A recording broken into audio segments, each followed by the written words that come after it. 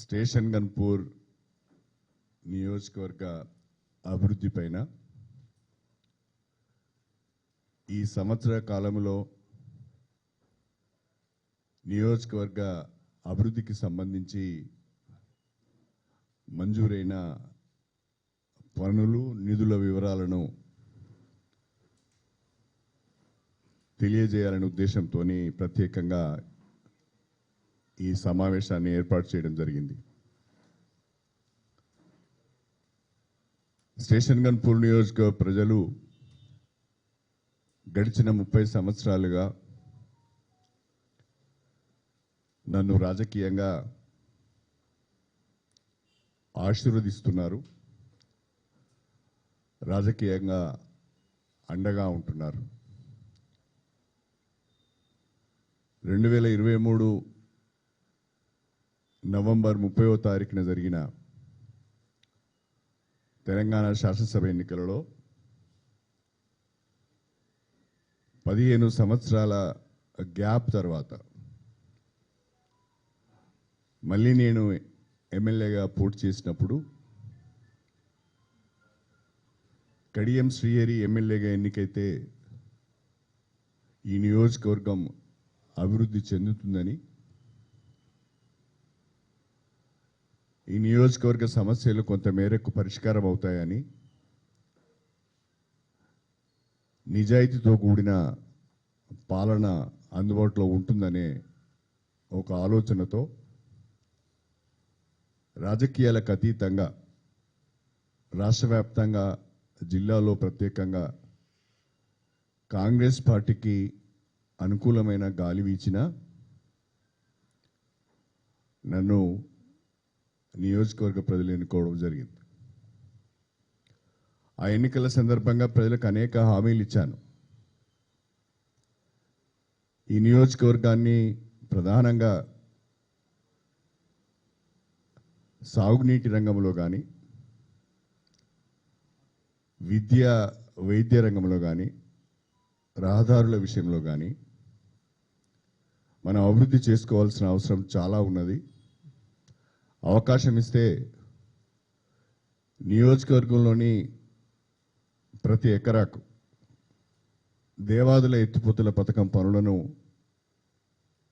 పూర్తి చేయించి సాగునీరు అందిస్తానని, గన్పూర్లో 100 బెడ్ హాస్పిటల్ నిర్మాణానికి కృషి చేస్తానని, అదేవిధంగా డిగ్రీ కాలేజ్ ఏర్పాటుకు గణపురం గ్రామ పంచాయతీని మున్సిపాలిటీగా అప్గ్రేడ్ చేయడానికి తప్పకుండా నేను కృషి చేస్తానని అనేక మాటలు చెప్పడం జరిగింది, హామీలు ఇవ్వడం జరిగింది. ఆ నమ్మకంతో ప్రజలు గెలిపించారు. అనుకోకుండా రాష్ట్రంలో కాంగ్రెస్ పార్టీ అధికారంలోకి వచ్చింది. బీఆర్ఎస్ పార్టీలో గెలిచి ప్రతిపక్షంలో కూర్చోవలసిన పరిస్థితి వచ్చింది. మళ్ళీ స్టేషన్ గన్పూర్ నియోజకవర్గానికి మనం ఎమ్మెల్యేగా ఎన్నికై కూడా న్యాయం చేయలేమోనని, ప్రజలకిచ్చిన హామీలను నిలబెట్టుకోలేమోనని అనేక రకాలుగా మదనపడడం జరిగింది. ఆ పరిస్థితులలో కాంగ్రెస్ పార్టీ నుండి పిలుపు రావడం, పార్టీలో చేరమని కోరడం, అప్పుడు నియోజకవర్గ ముఖ్యులతో మాట్లాడి ప్రజలకిచ్చిన హామీలను నిలబెట్టుకోవాలి అంటే, నియోజకవర్గం అభివృద్ధి చెందాలి అంటే ప్రభుత్వ సహకారం లేకుండా చేయలేమని భావించి మెజారిటీ కార్యకర్తల అభిప్రాయాల మేరకు కాంగ్రెస్ పార్టీలో చేరడం జరిగింది. కాంగ్రెస్ పార్టీలో చేరి దాదాపుగా 11 మాసాలు, సంవత్సరం కావస్తున్న పరిస్థితులలో కాంగ్రెస్ ప్రభుత్వం ద్వారా గౌరవనీయులు ముఖ్యమంత్రి శ్రీ రేవంత్ రెడ్డి గారి ద్వారా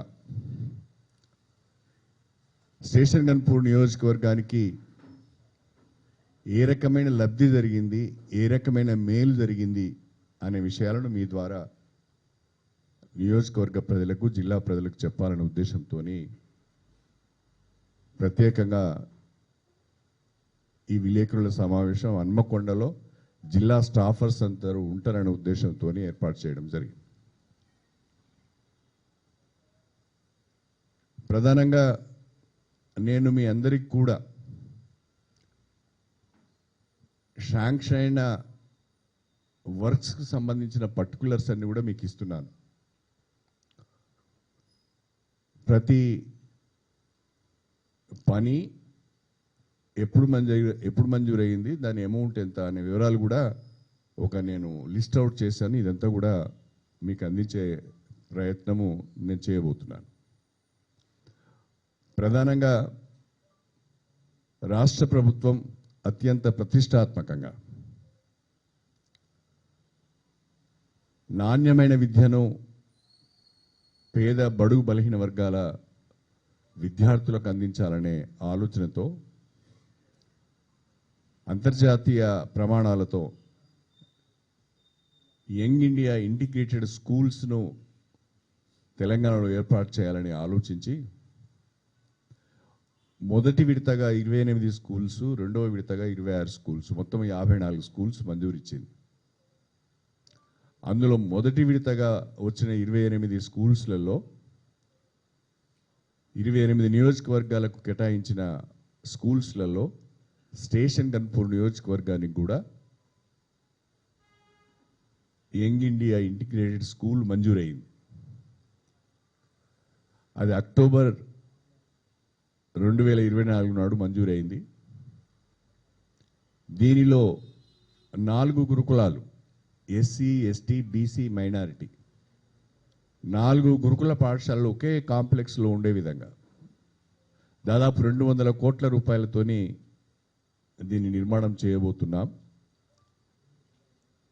జఫర్గఢ్ మండలం కోనాయచలం గ్రామ శివారులో ల్యాండ్ కూడా ఐడెంటిఫై చేసి ప్రతిపాదనలు పంపించాం.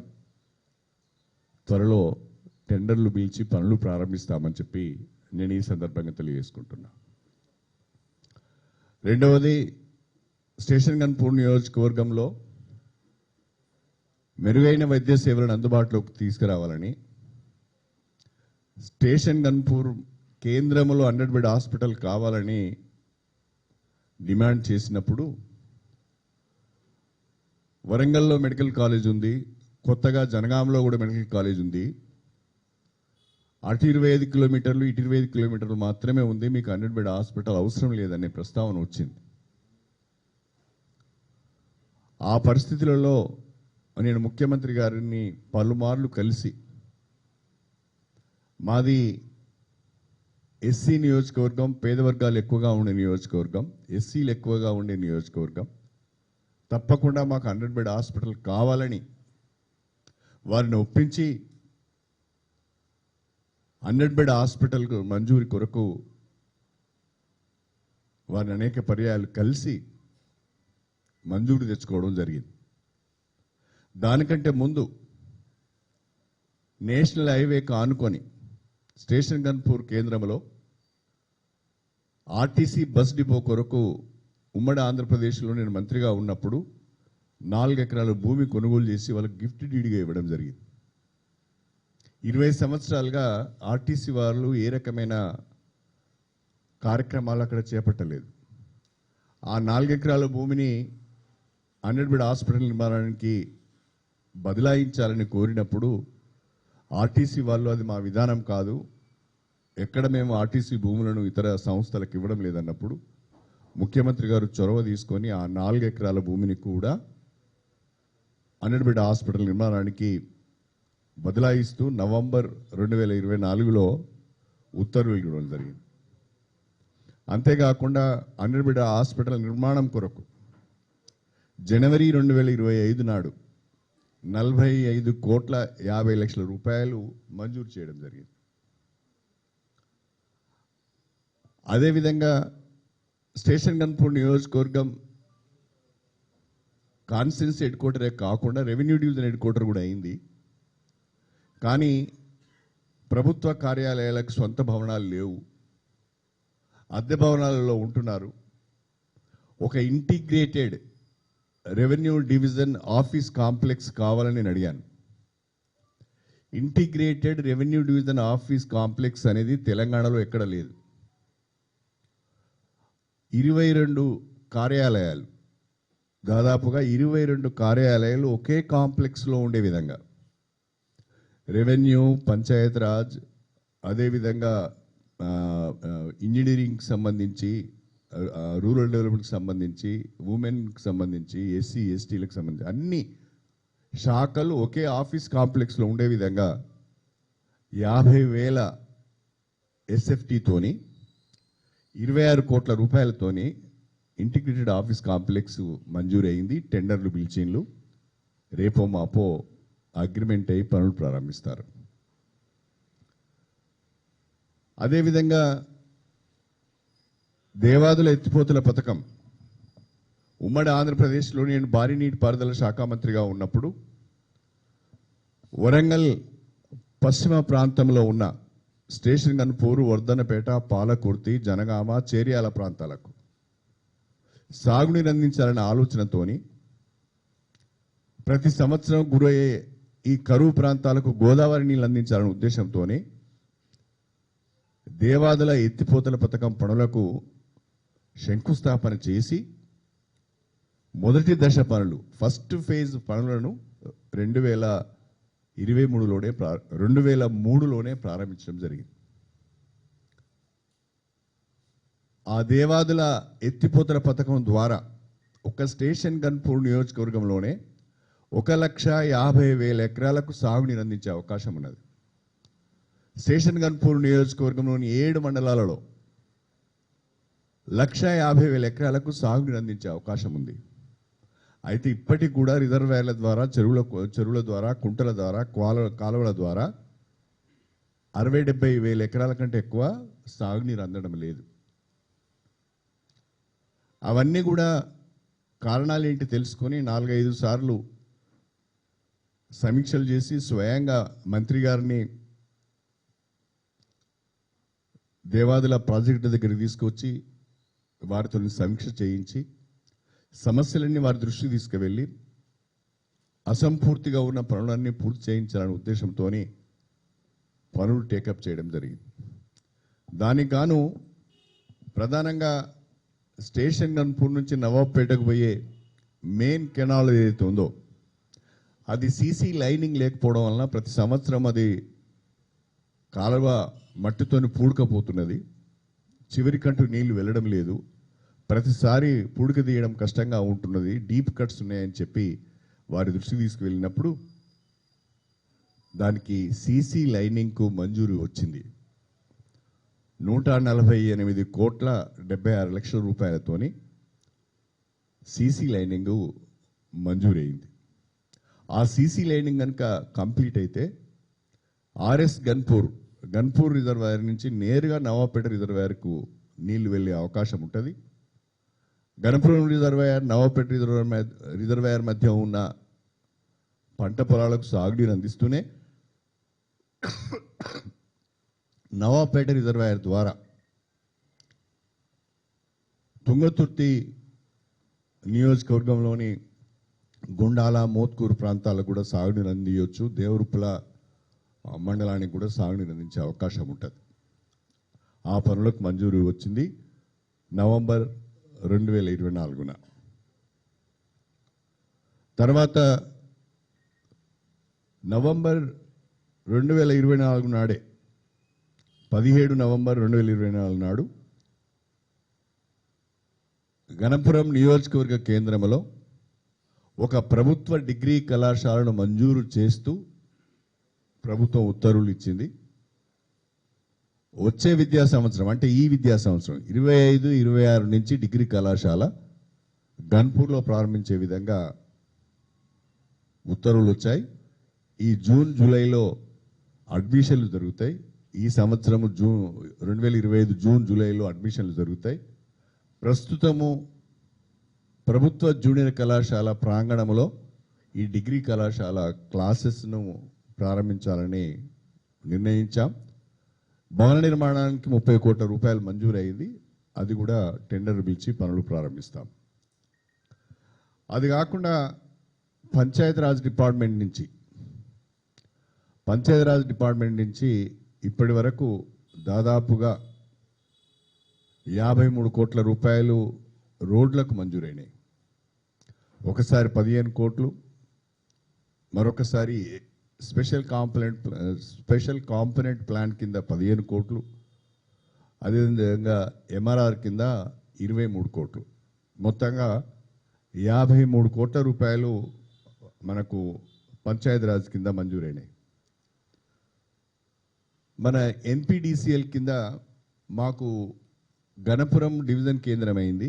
డిఈ ఆఫీస్ గణపురంలో ఉంటుంది, కానీ వాళ్ళకు పక్కా భవనం లేదు. అక్కడ ఆఫీసు నిర్మాణానికి 1 కోటి రూపాయలు మంజూరు చేయించుకోవడమే కాకుండా కొత్తగా 3 సబ్ స్టేషన్లు, ఒకటి కుర్చపల్లిలో, రెండవది సాగరములో, మూడవది కొండాపురంలో 3 33/11 kV సబ్ స్టేషన్స్ కూడా మంజూరైనాయి. మొత్తంగా ఎన్పిడిసిఎల్ ద్వారా ఒక 10 కోట్ల రూపాయలు మంజూరు వచ్చింది. దానికి తోడుగా వేలేరు మండలంలోని పీచర గ్రామంలో కొత్తగా 220/132 kV సబ్ స్టేషన్ నిర్మాణం జరుగుతున్నది. ఈ 220/132 kV సబ్ స్టేషన్ నిర్మాణం కనుక జరిగితే దాదాపు తరిగొప్పుల, నర్మెట్ట, భీమదేవరపల్లి, వేలేరు, ధర్మసాగర్, చిల్పూర్ ఈ 6 మండలాలలో ఉన్న సబ్ స్టేషన్స్కు ఈ 220 kV సబ్ స్టేషన్ నుంచి పవర్ సప్లై ఉంటుంది. ఈ ప్రాంతంలో లో వోల్టేజ్ సమస్య లేకుండా పోతుంది.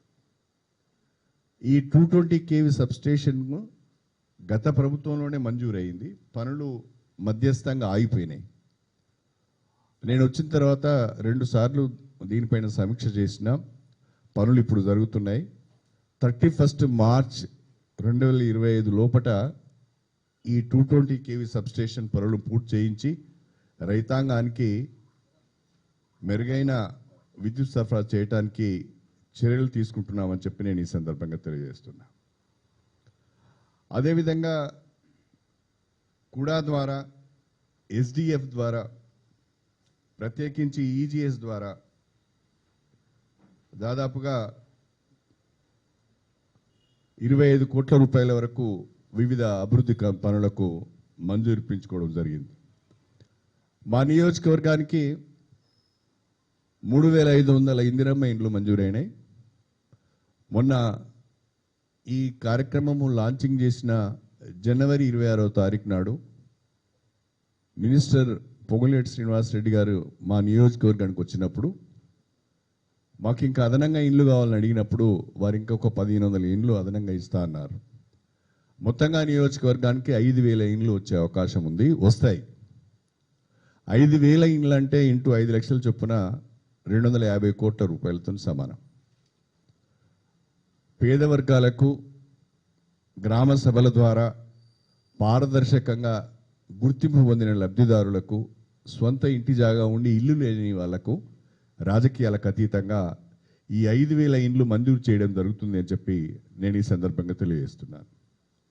దానికి తోడుగా ఇంకా పంచాయతీ రాజు నుండి ఒక 80 కోట్ల రోడ్ల ప్రతిపాదనలు పెట్టాం. R&B నుంచి ఒక 120 కోట్ల రూపాయల రోడ్ల ప్రతిపాదనలు పెట్టాం. ఇవి కూడా త్వరలో మంజూరయ్యే అవకాశం ఉన్నది. వీటికి తోడుగా మాకు నియోజకవర్గంలో చిల్పూరు, వేలేరు 2 కూడా కొత్త మండలాలు ఏర్పడ్డాయి. ఈ 2 మండల కేంద్రాలలో కూడా మండల కాంప్లెక్స్ కావాలని ప్రతిపాదన పెట్టాం. అదేవిధంగా 3 ప్రైమరీ హెల్త్ సెంటర్స్ కావాలని పెద్దపెండ్యాల, చిల్పూరు, కంచనపల్లిలో 3 అదనంగా ప్రైమరీ హెల్త్ సెంటర్స్ కావాలని కూడా ప్రతిపాదనలు గవర్నమెంట్కి సమర్పించడం జరిగింది. దీనికి తోడుగా రాష్ట్ర ప్రభుత్వము నేను కూడా అత్యంత ప్రతిష్టాత్మకంగా ఒక ప్రాజెక్టును టేకప్ చేయబోతున్నాం. అదే ఈకో టూరిజం ప్రాజెక్ట్. ధర్మసాగర్ రిజర్వాయర్ను ఆనుకొని దేవునూరు గుట్టలు ఉన్నాయి. దాదాపు 4,000 ఎకరాలలో ఇవి విస్తరించి ఉన్నాయి. అన్యాక్రాంతం కాకుండా కాపాడుతున్నాం. ఇక్కడ బ్రహ్మాండంగా ఈకో టూరిజం డెవలప్ చేయడానికి అవకాశం ఉన్నది. ధర్మసాగర్ కట్టను మోడర్నైజ్ చేయడమే కాకుండా ఆధునీకరించడమే కాకుండా ధర్మసాగర్ రిజర్వాయర్లో వాటర్ స్పోర్ట్స్ను ఎంకరేజ్ చేసే అవకాశం ఉన్నది. దేవునూరు గుట్టల నుంచి ధర్మసాగర్ చెరువులు ఉన్న గుట్టపైకి మనం ఒక బ్రిడ్జ్ కూడా వేసుకోవడానికి అవకాశం ఉన్నది. అది లక్నవరం చెరువులో ఎట్లయితే మనము ఒక బ్రిడ్జ్ నిర్మాణం చేసుకున్నాం, అదే తరహాలో ఇక్కడ బ్రిడ్జ్ నిర్మాణం చేసుకునే అవకాశం ఉన్నది.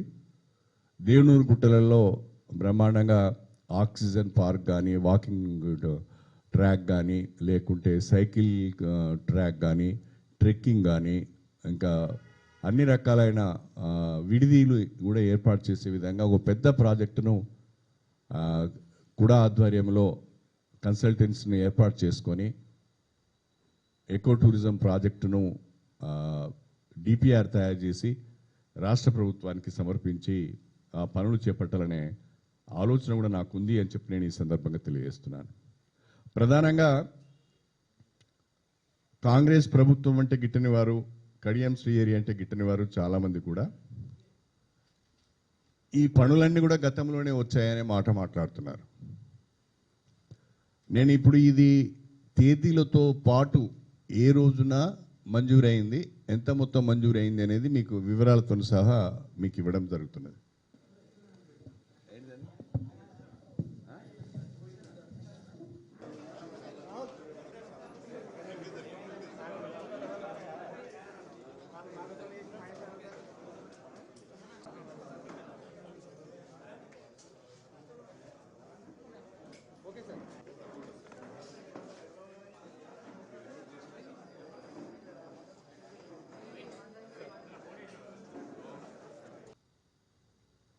ఇది ప్రత్యేకంగా చేతగాని వాళ్ళు, చేయలేని వాళ్ళు, అనేక సంవత్సరాలు ప్రాతినిధ్యం వహించి నియోజకవర్గాన్ని పట్టించుకొని వాళ్ళు, అవినీతికి అక్రమాలకు పెద్దపీట వేసిన వాళ్ళు మాట్లాడుతున్న మాటలు. అన్నిటికంటే మించి గణపురం గ్రామ పంచాయతీని ఈరోజు మున్సిపాలిటీగా మంజూరు చేయించుకున్నాం. మున్సిపాలిటీ పనిచేస్తుంది. ఇప్పుడు పనిచేస్తున్నది. గణపురం స్టేషన్, శివునిపల్లి, చాగల్ 3 గ్రామాలు కలిపి మున్సిపాలిటీగా అభివృద్ధి చేసుకున్నాం. ఆ మేరకు జీవో వచ్చింది. ఇప్పుడు గణపురం మున్సిపాలిటీగా పనిచేస్తున్నది. చాలా సంతోషకరమైన విషయం అని చెప్పి ఈ సందర్భంగా తెలియజేస్తున్నా. ఈ మంజూరైన పనులన్నిటికీ కూడా ఫిబ్రవరి మాసంలోనే ముఖ్యమంత్రి చేతుల మీదుగా శంకుస్థాపన చేసి పనులు ప్రారంభించాలని అనుకున్నాం. కాకపోతే వరంగల్, ఖమ్మం, నల్గొండ టీచర్ ఎమ్మెల్సీ ఎన్నికలు రావడం, ఎలక్షన్ కోడ్ అమల్లో ఉండడం వల్ల కార్యక్రమం చేయలేకపోయినాం. కోడ్ ముగియగానే ముఖ్యమంత్రి గారి సమయాన్ని తీసుకొని ఇప్పుడు నేను చెప్పిన ఇప్పటి వరకు ఉత్తర్వులు వచ్చినాయి. 800 కోట్లు ఉన్నాయి. ఉత్తర్వులు రావాల్సినవి మరొక 200 కోట్లు ఉన్నాయి. మొత్తము ఈ 1000 కోట్ల రూపాయల అభివృద్ధి పనులకు గౌరవనీయులు ముఖ్యమంత్రి రేవంత్ రెడ్డి గారి చేతుల మీదుగా శంకుస్థాపన చేయించాలనేదే నా అభిప్రాయం. శంకుస్థాపన చేసిన తర్వాత కనీసం ఈ పనులన్నింటినీ కూడా 18 మాసాల లోపు పూర్తి చేసి గణపురం నియోజకవర్గ ప్రజలకు వాటి ద్వారా సేవలు అందించాలనే ఒక పట్టుదలతో నేను ఉన్నాను అని చెప్పి ఈ సందర్భంగా తెలియజేస్తున్నా. అయితే రాజకీయ పార్టీలు కానీ, ప్రజాప్రతినిధులు కానీ చౌకబారు విమర్శలు చేస్తున్నారు. నా ఎజెండా అభివృద్ధి ఎజెండా. ఎవరెన్ని విమర్శలు చేసినా, ఎవరు నన్ను డైవర్ట్ చేయాలని ప్రయత్నం చేసినా, నేను ఈ టర్మ్లో నియోజకవర్గానికి నా శక్తి మేరకు నిధులు తీసుకువచ్చి అభివృద్ధి పనులు చేసి నియోజకవర్గ ప్రజల రుణం తీర్చుకోవాలనే పట్టుదలతో పనిచేస్తున్నానని చెప్పి నేను ఈ సందర్భంగా తెలియజేసుకుంటున్నాను. 15 సంవత్సరాలుగా ప్రతినిధిగా ఉన్నవాళ్ళు 10 సంవత్సరాలు ప్రభుత్వం ఉండి కూడా చిన్న చిన్న పనులు కూడా చేసుకోలేకపోయినాం. దానికి ఉదాహరణ దాదాపు అన్ని నియోజకవర్గ కేంద్రాలలో 100 బెడ్ హాస్పిటల్ ఉంది. ఒక్క స్టేషన్ గన్పూర్ నియోజకవర్గంలోనే 100 బెడ్ హాస్పిటల్ లేదు. దాదాపుగా అన్ని నియోజకవర్గ కేంద్రాలు కూడా మున్సిపాలిటీస్గా అప్గ్రేడ్ చేయబడ్డాయి. ఒక్క గణపురం నియోజకవర్గమే మున్సిపాలిటీగా అప్గ్రేడ్ కాలేదు. ఎవరు అడ్డుపడితే ఆగేటి కావు. మనం అనుకుంటే, మనం దృష్టి పెడితే, పట్టుబడితే ఇవన్నీ వచ్చేటియే. కానీ ఆనాడు మనకు ఆ ఆలోచన లేదు. మన సోకులన్నీ వేరే ఉండే. ఇప్పటికైనా అందరూ కూడా ప్రజలు అభివృద్ధిలో భాగస్వాములు కావాలి, రాజకీయ పార్టీలు కూడా అభివృద్ధిలో భాగస్వాములు కావాలి అని చెప్పి నేను ప్రత్యేకంగా కోరుతున్నా. కాంగ్రెస్ స్టేషన్ గన్పూర్ నియోజకవర్గ అభివృద్ధిని దృష్టిలో పెట్టుకొని మాత్రమే, ప్రజలకిచ్చిన హామీలను నిలబెట్టుకోవాలనే ఆలోచనతో మాత్రమే, ప్రభుత్వ సహకారం కావాలనే తలంపుతో నేను కాంగ్రెస్ పార్టీలో చేరడం జరిగింది. దీనికి ప్రజల నుంచి కూడా నాకు మద్దతు లభించింది. దానికి ఉదాహరణ పార్లమెంట్ ఎన్నికలలో స్టేషన్ గన్పూర్ నియోజకవర్గం నుండి పార్లమెంట్లోని 7 అసెంబ్లీ సెగ్మెంట్స్లలో అత్యధిక మెజారిటీ స్టేషన్ గన్పూర్ నుంచి వచ్చింది. ప్రజలు దాదాపుగా 55,000 ఓట్ల మెజారిటీ మాకు పార్లమెంట్లో ఇచ్చారు. ఇవన్నీ తెలిసి కూడా పసలేని విమర్శలు చేస్తున్నారు. సభ్యత లేకుండా, సంస్కారం లేకుండా మాట్లాడుతున్నారు. వాళ్ళందరికీ గన్పూర్ ప్రజలు తమ తీర్పు ద్వారా సమాధానం చెప్పారు. ఆయన సిగ్గులు వేయకుండా మాట్లాడే వాళ్లకు చెప్పేది ఏముండదు. నా ఆలోచన అంతా, నా ప్రయత్నం అంతా స్టేషన్ గన్పూర్ నియోజకవర్గ అభివృద్ధి మీదనే ఉంటుంది. దానికి మా మీడియా మిత్రులందరి సహకారం కూడా కావాలని కోరుకుంటూ మీ అందరి దగ్గర సెలవు తీసుకుంటున్నాను.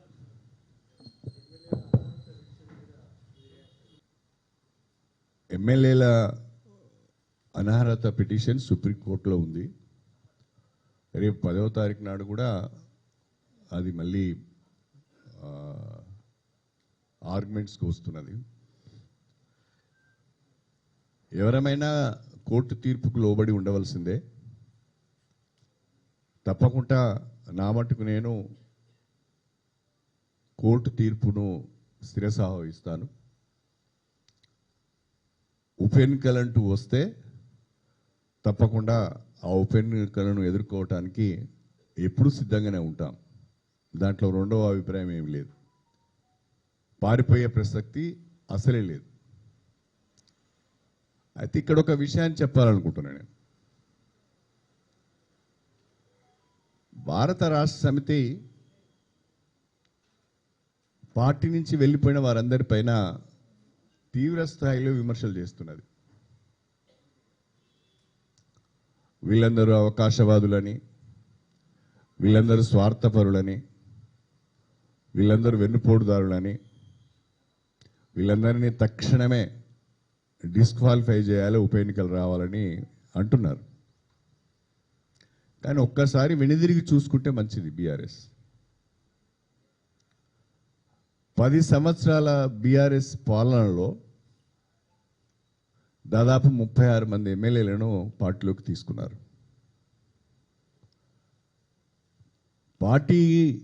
ఆయా పార్టీలకు రాజీనామాలు చేయకుండానే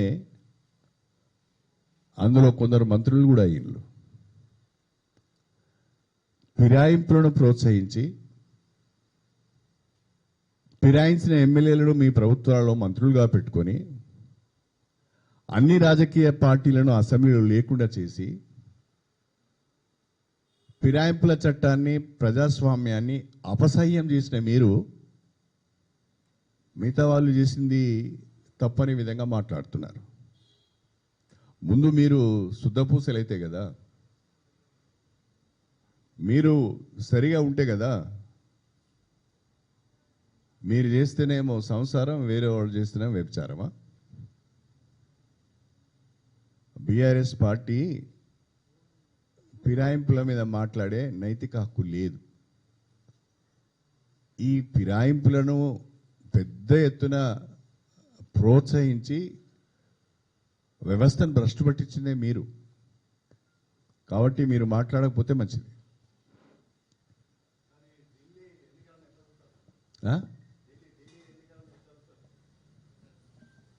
ఢిల్లీ దానికే పోదామా మనం?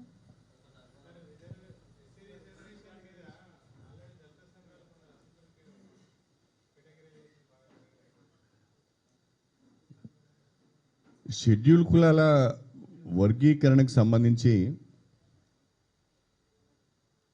30 సంవత్సరాలుగా నేను ఉద్యమంతో మమేకమై ఉన్నాను. 1994లో నేను మొట్టమొదటిసారిగా ఎమ్మెల్యే అయ్యాను. ఉద్యమం కూడా 1994లోనే ప్రారంభమైంది. షెడ్యూల్ కులాలలో ఉన్న అన్ని కులాలకు జనాభా ప్రాతిపదిక పైన రిజర్వేషన్ ఫలాలు దక్కాలి. కొందరే మొత్తం రిజర్వేషన్లను కైవసం చేసుకుంటున్నారు, మిగతా వాళ్ళు నష్టపోతున్నారనే ప్రధానమైన ఎజెండాతో ఆందోళన ప్రారంభమైంది. దండోర ఉద్యమం మొదలైంది. విచిత్రం ఏంటంటే ఈ దండోర ఉద్యమానికి అన్ని ప్రభుత్వాల మద్దతున్నది, దండోర ఉద్యమానికి అన్ని రాజకీయ పార్టీల మద్దతున్నది, దండోర ఉద్యమానికి అన్ని ప్రజా సంఘాల మద్దతున్నది. అయినా 30 సంవత్సరాలు పట్టింది. 30 సంవత్సరాల తర్వాత సుప్రీంకోర్టు రాజ్యాంగ ధర్మాసనం తీర్పు ఇస్తే 7 జడ్జెస్తో కూడిన ధర్మాసనం ఒక తీర్పు ఇస్తే ఆ తీర్పు శిరోధార్యం. కేంద్ర రాష్ట్ర ప్రభుత్వాలకు వేరే మార్గం లేదు, అమలు చేయవలసింది వర్గీకరణ. ఈ సందర్భంగా గౌరవ ముఖ్యమంత్రి రేవంత్ రెడ్డి గారికి షెడ్యూల్ కులాల తరఫున, ప్రత్యేకించి మాదిగ ఉపకులాల తరఫున నేను హృదయపూర్వకమైన కృతజ్ఞతలు తెలియజేస్తున్నాను. దేశంలో ఏ రాష్ట్రం ముందుకు రాకముందు ధైర్యంతో ఇంకా ఈ ఉపకులాలు మాదిగ ఉపకులాలు నష్టపోవద్దనే ఆలోచనతో అసెంబ్లీలో కమిషన్ రిపోర్ట్ పైన చర్చ పెట్టి షెడ్యూల్ కులాల వర్గీకరణకు చట్టబద్ధత కల్పిస్తాం, షెడ్యూల్ కులాలను ఏబీసీ కేటగిరీలుగా విభజిస్తామని చెప్పి ఒక సాహసోపేతమైన నిర్ణయం తీసుకున్నందుకు రాష్ట్ర ప్రభుత్వాన్ని, ముఖ్యమంత్రి రేవంత్ రెడ్డి గారిని ఇద్దరిని కూడా నేను మనసారా అభినందిస్తున్నాను. అయితే ఈ కేటగరైజేషన్ మీద కూడా కొంతమందికి కొన్ని అభిప్రాయాలు ఉన్నాయి. నా మట్టుకు నేను రాష్ట్ర ప్రభుత్వాన్ని అసెంబ్లీలో డిమాండ్ చేశాను, మళ్ళీ డిమాండ్ చేస్తున్నాను. 2011 జనాభా లెక్కల ప్రకారం మీరు 15% రిజర్వేషన్ ఇస్తున్నారు. కానీ ఇప్పుడున్న జనాభా లెక్కల ప్రకారం షెడ్యూల్ కులాల జనాభా 18% అయింది. కాబట్టి షెడ్యూల్ కులాల రిజర్వేషన్ను 15% నుంచి 18% పెంచి ఆ 18%లో ఏబీసీ కేటగరైజేషన్ చేస్తే బాగుంటుంది. జీవో ఇచ్చే ముందు ఎవరికైనా అభ్యంతరాలు ఉంటే అవి కూడా తీసుకొని వాటిని సర్దుబాటు చేసి అమలు చేస్తే బాగుంటుంది. ఇంకేమాత్రం కాలయాపన జరగొద్దు. ఇంకా రిజర్వేషన్ అందని కులాలు కానీ వర్గాలు కానీ ఎవరైతే ఉన్నారో వాళ్ళు ఇంకా నష్టపోవద్దు అనేదే నా ప్రధానమైన డిమాండ్. దయచేసి రాష్ట్ర ప్రభుత్వం రిజర్వేషన్లను 18% పెంచండి. 18% పెంచి ఏబీసీ కేటగరైజేషన్ చేసి కులాల యొక్క అభ్యంతరాలను కూడా స్వీకరించి అన్ని వివరాలతో కూడిన జీవోను విడుదల చేసి తక్షణమే వర్గీకరణ అమలు చేయాలని చెప్పి నేను డిమాండ్ చేస్తున్నాను.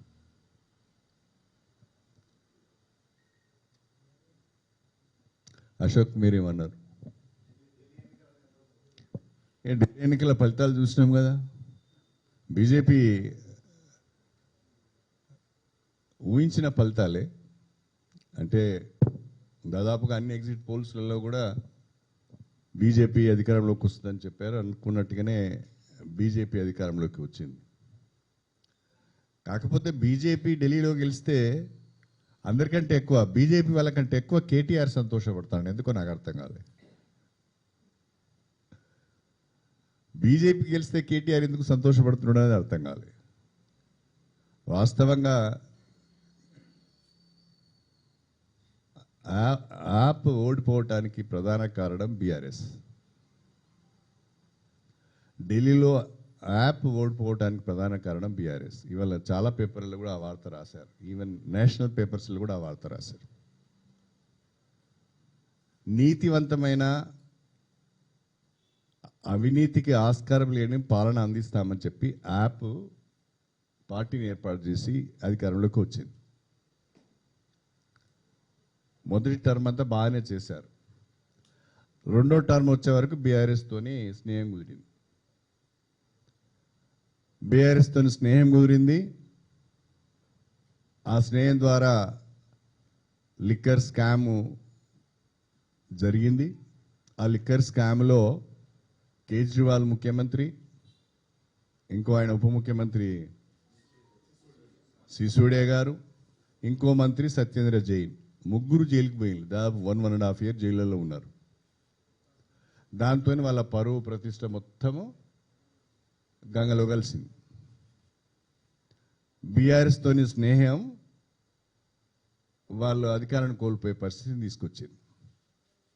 అది మర్చిపోయి కేటీఆర్ సంబరపడుతున్నాడు. నీ వల్లనే కదా యాప్ ఓడిపోయింది. ఇక మరీ వాళ్ళ పేర్లు తీసుకొని చెప్పడం బాగుండదు, కానీ మీ వల్లనే కదా యాప్ ఓడిపోయింది. దానికి మీరెందుకు సంతోషపడుతున్నారు? ఎస్, కాంగ్రెస్ పార్టీ ఓడిపోయింది. తప్పకుండా కాంగ్రెస్ పార్టీ ఢిల్లీలో బలహీనంగా ఉంది. కానీ కాంగ్రెస్ పార్టీ యాప్ కలిసి పోటీ చేస్తే తప్పకుండా మంచి ఫలితాలు వచ్చేవి. మళ్ళీ యాప్ అధికారంలోకి వచ్చేది. పట్టుదలకు పోయి యాప్ కాంగ్రెస్ విడివిడిగా పోటీ చేయడం వల్ల అది భారతీయ జనతా పార్టీకి కలిసి వచ్చింది. వీటన్నిటిని కూడా సమీక్ష చేసుకోవాల్సిన అవసరం ఉన్నది.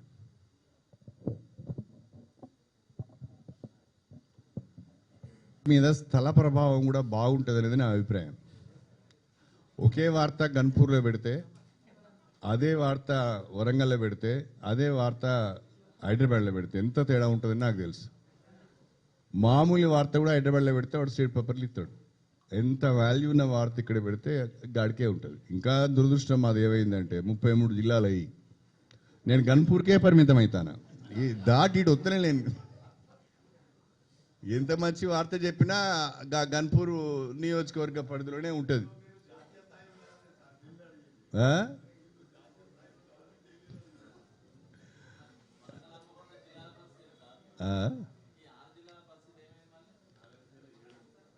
ఇక ఇప్పుడైతే ఏం జరగదు. 2025 జనాభా లెక్కలు జరగాలి. జనాభా లెక్కలు జరిగిన తర్వాత నియోజకవర్గాల పునర్వ్యవస్థీకరణ జరగాలి. నియోజకవర్గాల పునర్వ్యవస్థీకరణ జరిగిన తర్వాత మహిళా రిజర్వేషన్ అమలు కావాలి. ఆ తర్వాతనే జిల్లాల ముచ్చట. అప్పటి వరకు ఏముండదు. So thank you very much brother. అందరికీ పాకెట్స్.